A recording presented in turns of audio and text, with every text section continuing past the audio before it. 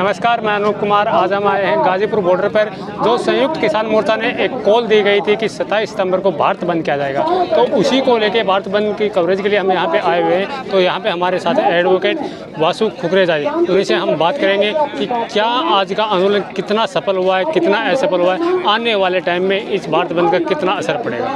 खुकरेजा साहब, आज का जो भारत बंद है, आपको कितना असर इसको दिखाई दे रहा है, कितना असर है या नहीं है? देखिए, असर तो पूरा है। सुबह 6 बजे से लेकर 4 बजे तक हर नेशनल हाईवे ब्लॉक किया गया है और नेशनल हाईवे हमें एक राज्य से दूसरे राज्य तक जोड़ता है, तो असर पूरा है। और कई जगह, जैसे आप इलाहाबाद की बात करें, प्रयागराज की बात करें, यूपी में कई जगह जो है सारी मंडियां बंद है, सारी दुकानें बंद है। यहाँ तक कि पंजाब के जितने भी बार एसोसिएशन है, उन्होंने अपना समर्थन इस आंदोलन में दिया। गाजियाबाद बार ने अपना समर्थन दिया है। तो असरदार तो है ही। और किसान बेचारे जो है वो सबके लिए लड़ रहे हैं, अपने लिए तो लड़ ही रहे हैं। जो कॉमन मैन है उसकी लड़ाई भी किसान लड़ रहे हैं। तो कॉमन मैन ने इस बार जो भारत बंद का आह्वान किया है, तीसरी बार संयुक्त किसान मोर्चा की तरफ से आह्वान किया गया, लेकिन पहले तो 2 बार जो असर दिखाई दिया था, वो उतना असर अब दिखाई नहीं दे रहा है। क्या बात है, आंदोलन जैसे जैसे दिन प्रतिदिन बढ़ता जा रहा है, कमजोर होता जा रहा है? नहीं, आंदोलन कमजोर नहीं हो रहा, बल्कि आंदोलन दिन ब दिन बढ़ता जा रहा है। अभी क्या है, अभी आप देखो तो किसानों की सीज़न है, हार्वेस्टिंग सीज़न अभी निकला है। अब वो उगाई करने गए हुए हैं, इसलिए ज़्यादा जो किसान है वो यहाँ पे नहीं है। बट जैसे जैसे अक्टूबर नवंबर तक यहाँ पे जो पिछले साल जितनी भीड़ थी, उतनी भीड़ वापसी आ जाएगी और किसान वापसी यहाँ पे आपको बड़ी तादाद में दिखने लगेंगे। अब तो कहीं ना कहीं दिखने लगा कि सरकार भी आपके ऊपर मेहरबान हो रही है। कृषि मंत्री ने भी कहा है कि बातचीत के लिए हम तैयार है, कभी भी आ सकते हैं। योगी जी ने भी 25 रुपये गन्ने का रेट बढ़ा दिया गया।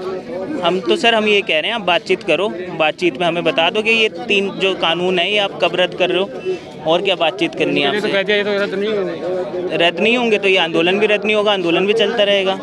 हमारी सीधी सी मांग है, MSP पे लीगल कानून बना दो, एसेंशियल कमोडिटीज एक्ट को वापसी वो कर दो और कॉन्ट्रेक्चुअल फार्मिंग जो है वो रिमूव कर दो। हमारी और कोई मांग तो है ही नहीं। आप ये अपने बात की कॉन्ट्रैक्ट फार्मिंग की, अगर आंदोलन का जो लीड कर रहा है, लगभग पंजाब इस आंदोलन को लीड कर रहा है कि संयुक्त किसान मोर्चा को, आंदोलन की शुरुआत जो हुई थी वो भी पंजाब से ही हुई थी। तो कॉन्ट्रैक्ट फार्मिंग का जो कानून है 2022 में पंजाब विधानसभा में आता है, पंजाब सरकार की तरफ से, और उसमें यहाँ अब जो कानून है उसमें ऐसा कुछ नहीं है, लेकिन उस कानून में लिखा हुआ है साफ तौर पे, अगर कोई भी किसान कॉन्ट्रैक्ट फार्मिंग से पीछे हटता है तो उसको भारी जुर्माना और सज़ा दोनों का प्रावधान है। लेकिन वहाँ की राज्य सरकार का विरोध न करके यहाँ केंद्र सरकार का ही विरोध। देखिए, ये जो बिल है ये केंद्र सरकार लेके आई है। नहीं, जो बिल 2012 में ही राज्य सरकार लेके आ चुकी है। राज्य सरकार वहाँ पे लेके आई थी पर लागू नहीं हुआ था। और कॉन्ट्रेक्चुअल फार्मिंग जो है लागू है वहाँ पे। पर जो अब ये आप ये वाला कॉन्ट्रेक्चुअल फार्मिंग का अगर आप देखेंगे तो अगर हम एसेंशियल ये जो 3 बिल है इसमें हमें कोर्ट का प्रोविजन नहीं दिया गया। अगर कोर्ट का प्रोविजन होता तो शायद कॉन्ट्रेक्चुअल फार्मिंग में इतना नुकसान नहीं होता। अगर जब तक हमारे पास कोर्ट का प्रोविजन नहीं है, कल को हम किसी कंपनी के साथ टाई अप करते हैं और टाई अप के बाद हमें ये पता चलता है कि उसने फ्रॉड किया है, तो हम कहाँ जाएंगे? हम अपनी मांगे किसके पास मांगेंगे? एग्जीक्यूटिव कोर्ट की पावर आपने हमसे छीन ली, SDM कोर्ट हमें दे दिया। अगर आप पंजाब की बात करते हैं तो कॉन्ट्रेक्चुअल फार्मिंग तो पंजाब में पहले से ही है।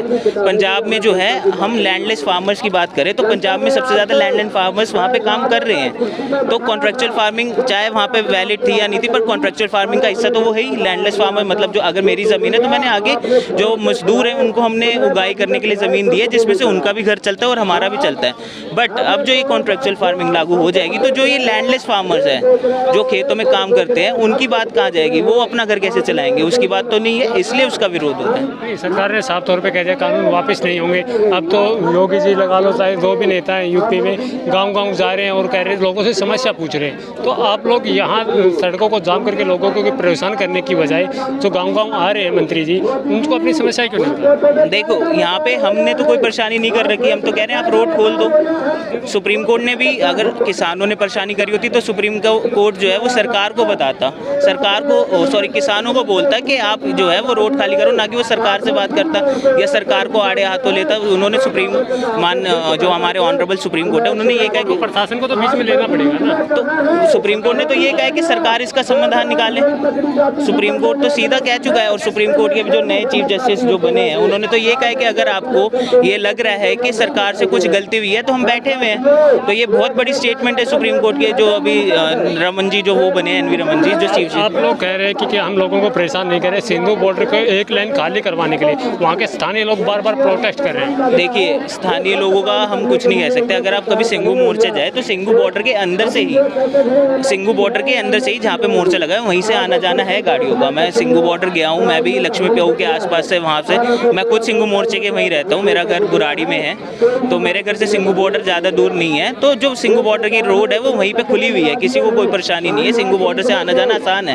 यहाँ तक कि जो फटफट सेवाएं हैं, लोकल गाड़ियाँ, वो सब ट्रैवल कर रही हैं। वहाँ के स्थानीय लोग बार बार प्रोटेस्ट क्यों कर रहे हैं? जिस दिन 5 तारीख को महापंचायत थी मुजफ्फरनगर में, उस दिन भी उधर प्रोटेस्ट था एक लाइन खाली करवाने के लिए। देखिए वो जो प्रोटेस्ट है, किसी की सोच हम नहीं बदल सकते, हम भी प्रोटेस्ट कर रहे हैं। अगर उन्हें किसी चीज़ से दिक्कत है तो वो प्रोटेस्ट कर रहे हैं। हमें जो मेन दिक्कत है वो कानूनों से दिक्कत है, हम कानूनों के खिलाफ प्रोटेस्ट कर रहे हैं। उन्हें अगर हमसे दिक्कत है तो प्रोटेस्ट कर सकते हैं, हम उन्हें मना नहीं कर सकते। वो उनकी सोच है कि हमारी सोच है, बट हम जो किसान है वो सबकी लड़ाई लड़ रहे हैं, सबके हक की लड़ाई लड़ रहे हैं। आखिरी सवाल यही है, 10 महीने हो गए सरकार अपनी बातों पर अड़ी हुई है, किसान भी अड़े हुए हैं कि जब तक कानून वापस नहीं, घर वापस नहीं। तो सरकार ने भी अपना स्पष्ट कर दिया है कि कानून तो किसी हालत में वापस नहीं होंगे। आखिर कब तक क्या कोई बीच का रास्ता निकल सकता है? देखिए हम तो चाह रहे हैं कि सरकार बीच का रास्ता निकाले। बेचारा किसान 10 महीने से यहाँ बैठा हुआ है, उसका परिवार जो है वो गाँव में है, लोग अपने परिवारों से दूर यहाँ पे बैठे हुए हैं। तो हम कह रहे हैं कि आप बीच का रास्ता निकालें। आप 10 चीज़ें ले, अगर हम 15 चीज़ें मान रहे हैं तो आप 10 चीज़ें लेके आए, 10 चीज़ों पे बात करें पहले। चलो आपने एक पॉइंट कैंसिल कर दिया, बाकी की 9 चीज़ें तो मानो। हम तो बीच का रास्ता चाह रहे हैं, अब सरकार शुरुआत करे, हम बीच के रास्ते में हम क्यों नहीं मानेंगे? किसान है, किसान को मनाया जाए, हमेशा किसान मानेगा, और किसान सबकी हक की लड़ाई लड़ रहा है। अगर किसान को लगेगा कि ये चीज़ें सही हैं तो किसान मानेंगे। जहाँ जहाँ आंदोलन का जो मेन गढ़ बने हुए हैं, पंजाब हो गया, हरियाणा हो गया, उत्तर प्रदेश हो गया, उत्तराखंड हो गया, अब आने वाले 2022 में 5 राज्यों में चुनाव भी है, उत्तर प्रदेश हो गया, पंजाब, उत्तराखंड। क्या किसान आंदोलन का कोई असर दिखाई देगा इन विधानसभा चुनाव में? आप देखिए कि बंगाल में कैसे संयुक्त किसान मोर्चा का असर दिखाई दिया था। कहाँ असर दिखाई दिया? 3 से वहाँ तो 75 पे चली गई नहीं, संयुक्त किसान मोर्चा के जाने के। आप देखिए अगर नहीं होता तो ममता दी जो अभी वहाँ सीएम है, वो स्पेशली राकेश तगैती और संयुक्त किसान मोर्चा का धन्यवाद क्यों करती? उन्होंने ट्वीट भी किया, यहाँ तक कि राकेश तगैती से मीटिंग भी करी। अगर ऐसा नहीं होता तो वो क्यों वो करती?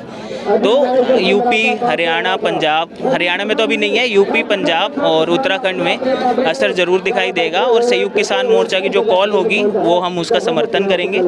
अगर सरकार चाहती है तो सरकार इलेक्शन से, हमारी दुश्मनी सरकार से है ही नहीं, सरकार हमारी बातें मान। एक आखिरी सवाल है, ये जो आंदोलन है, किसान आंदोलन जो चला हुआ है पिछले 10 महीनों से, किसान बड़े बुजुर्ग भी रोडों पे बैठे हुए हैं, 600 से अधिक किसान अपनी शहादत दे चुके हैं। क्या ये आंदोलन राजनीतिक है या अराजनीतिक? देखिए ये अराजनीतिक है। जो लोग ये कह रहे हैं कि राजनीतिक है, वो दिखा देंगे कैसे राजनीतिक है। जो लोग हैं, जो किसान है, वो अपने घरों से आटा, सब्जी, पानी ये सब लेके आते हैं। किसी पॉलिटिकल पार्टी का यहाँ सपोर्ट नहीं है। किसान, अगर ये आंदोलन अराजनीतिक है तो जहाँ जहाँ चुनाव आते हैं वहाँ के अपोजिशन पार्टियों के नेताओं से क्यों मिला जाता है? देखिए हम यहाँ पे आंदोलन में अगर आप किसानों की बात करने गए थे तो ममता बनर्जी से मिलने की क्या जरूरत आ गई? हम यहाँ आंदोलन यूपी चुनाव में संजय सिंह को आप बुला के उनसे मिले? हमने संजय सिंह को नहीं बुलाया, वो खुद यहाँ पे आए हैं समर्थन देने के लिए भारत बंद का। अब अगर हम यहाँ पे बैठे हुए हैं, आंदोलन में बैठे हुए हैं, अगर कोई हमसे मिलने आएगा तो हम उन्हें मना नहीं कर सकते। वैसे भी हम तो मेहमानों का स्वागत करते हैं। अगर आपके घर पे भी कोई मेहमान आता है तो आप उसका स्वागत करते हैं। तो हमारे यहाँ तो कोई दुश्मन भी आएगा, हम उसका स्वागत ही करेंगे, हम उसे मना नहीं करेंगे। अगर आप हमसे बात करें, बीजेपी नेता अगर कोई सांसद अगर गाँव में जाता है तो एक देखिए जनप्रतिनिधि को इतनी बुरी तरह मारा जाता है। सांसद आके हमारा संयुक्त किसान मोर्चा का ये कॉल है कि आप उसका शांतिपूर्वक तरीके से घेराव करेंगे। बीच में गलती सबसे होती है, हमसे भी गलती होती है। हम भी किसान हैं, बेचारे 10 महीने से यहाँ बैठे, अपना फ्रस्ट्रेशन जो है कंट्रोल करके यहाँ बैठे। धूप हमने झेली, बारिश हमने झेली, पे कंट्रोल करके बैठे, लेकिन जब गाँव में आते हैं तो आपा खो देते हैं। ना गाँव में अब आपा नहीं खोया जाएगा। जो भी है पंजाब में देख लो, हरियाणा में भी हुआ, राजस्थान में भी हुआ, अब तो यूपी में भी देखने को मिलेगा। ऐसा कुछ नहीं है, शांतिपूर्वक तरीके से ही सब करेंगे। अभी 2 दिन पहले एक सांसद को भी पीटा गया यूपी में। देखिए हर जगह शरारती तत्व होते हैं। ऐसे बॉर्डर, गाजीपुर बॉर्डर पे भी एक बीजेपी नेता को पीटा किसी को नहीं है। आप बताएं कि शीशे तक तोड़े गए? ना किसी को नहीं पीटा गया, उनकी तरफ से खुद हानि हुई है। यहाँ तक कि पुलिस ने भी ये दिखाया कि गाड़ी के शीशे उनसे फूटे गए। अगर आप चाहो तो आप जो भी यहाँ के कंसर्न SHO है कौशाम्बी थाने के, उनसे आप बात कर सकते हो। अगर किसानों की गलती है तो किसान, हम तो ये कह रहे हैं कि किसी किसान की गलती है तो आप हमें बताएं, हम उनके ऊपर एक्शन लेंगे। तो पुलिस ही बताएगी ना कि किसके ऊपर गलती है, हम उसके ऊपर एक्शन लेने के लिए तैयार है। बट जहाँ पे विधायक की गलती है, जहाँ पे बीजेपी के कार्यकर्ताओं की गलती है, तो हम उनके खिलाफ हैं और सरकार के खिलाफ है, हम ये काले कानूनों के खिलाफ है। अगर ये काले कानून रद्द हो जाते तो हमारी सरकार से कोई दुश्मनी नहीं है। जी धन्यवाद। गाजीपुर बॉर्डर से अनूप कुमार की रिपोर्ट।